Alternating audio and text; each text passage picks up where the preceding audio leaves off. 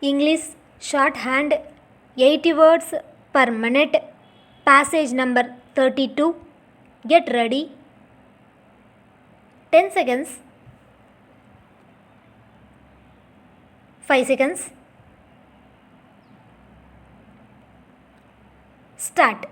In these 2 decades of neoliberal economic reforms, what we have been seeing of late is essentially the creation of 2 Indias within our Bharat, the illusion of a shining India which they gave us and the reality of a suffering India that they are giving us, and this is what I have been repeating in this house. Sir, it is this hiatus between the two, the shining and suffering India, that is growing.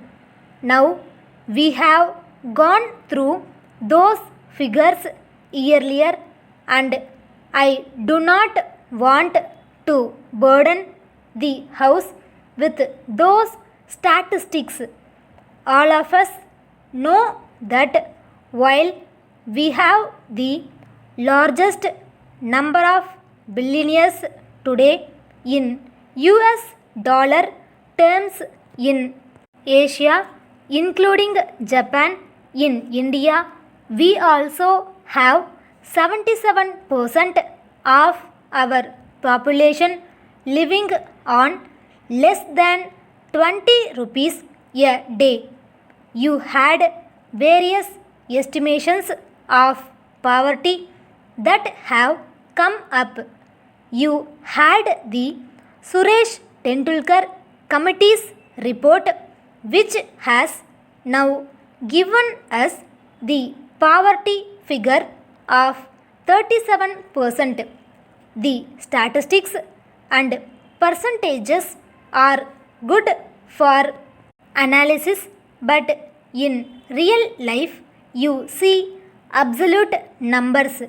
If you compare it with 1991, there are today 10 crore more people below poverty line in India than there were 20 years ago in absolute numbers.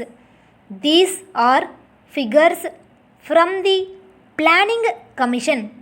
The NSS latest round data has given us that 3.9 crores or nearly 4 crores of people have slipped into poverty only. That was the latest figure we have for 2004 to 2005. In that year alone, 4 crore people have slipped under poverty only due to health expenditures. Because of privatization of health services, they cannot afford their health expenditures. 4 crore of people have gone into poverty in 1 year alone. So there is the creation of these 2 Indias, sir, and that is the reality that we have today, and we are moving in a direction where it is not my India, that is Bharat, as our constitution says, but it is my India, that is divided into 2 Bharats, or my Bharat divided into 2 Indias, a shining India and a suffering India. When the Honorable President outlined the whole thing, she has given the basic thrust of this UPA government and that basic thrust that has been given is one, the impact of the global recession, how to protect our people, and two, to work for inclusive growth. And in paragraph 7 she talks of the question of price rise. Now the question again that comes up here is that in this budget also the direction of the progress is the creation of two Indias. And what have we done in this budget, sir? In this budget that was presented, you have given a concession of rupees 26,000 crores to the direct taxpayers, which is essentially the corporates and the high-end income tax payers, and you have collected rupees 46,500 crores through indirect taxes. So I feel there is a serious need to have a relook into that. More requirement is required to be made by the banks. I think yesterday while replying in the Lok Sabha, the Honorable Minister of Finance also emphasized the point that the country needs more people to strengthen our banking system.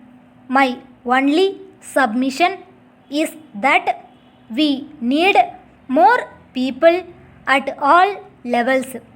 I would like to request the government not to focus on a particular level.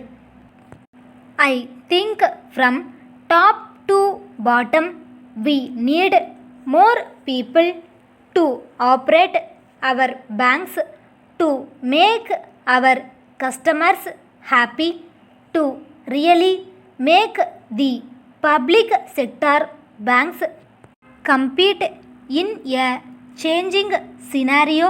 And in this respect I would request the Finance Minister to reconsider this. Then, sir, there is a serious resentment in the bank employees regarding the stoppage of compassionate employment. A new scheme has come up, but prior to this scheme there were backlogs. I request the Honorable Finance Minister to give some kind consideration in that area also. I think I certainly have the right to place before you this much selfish agenda. Sir, before I conclude my speech, I would like to draw the attention of the Honorable Minister to some other general issues. I think the bill should have been brought a long time ago, but it has been delayed because of the dissolution of the 13th Lok Sabha. Most of the amendments proposed in this amendment bill are largely administrative in nature. They are expected to improve the efficiency of the functioning of banks, mainly public sector banks. The Finance Minister was very cautious in maintaining the government control by keeping 51% equity. It was originally planned at 33% and subsequently it was put at 51%. Some people might be thinking that it was done to satisfy somebody, but I think the government has accepted the recommendations of the Standing Committee on Finance. Step